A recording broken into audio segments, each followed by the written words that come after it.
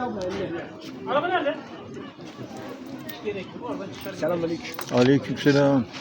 Hayırlı işler olsun. Merhaba baba. Merhaba canım, hoş geldin. Nasılsın?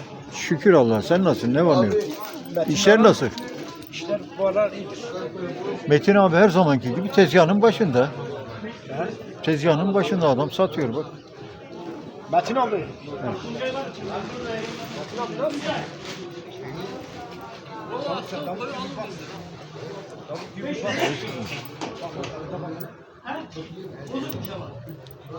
Bozuk. Evet ben buradayım. Sağlam mı? Fatih abi. Nedir bu abi? Ne kadardır bu abi? 300. Bir 50 lira atayım abi. Olmaz kardeş. Abi çalışıyor mu? Çalışıyor. 50 liraya ben almamışım onu. He? 50 liraya ben almamışım onu. Bugün mal yok. Fes. Bunlara bu ne kadar abi? 100 lira olur sana. Bu 40 sene öncesini. O da 100 lira. abi üçüne 200 lira veririm abi. 250 olur sana. 200 lira veririm abi. Temiz İyi. 200 lira veririm. Kurtarmıyor kardeş. Baba Kusura bize de bakma. kurtarmıyor yani.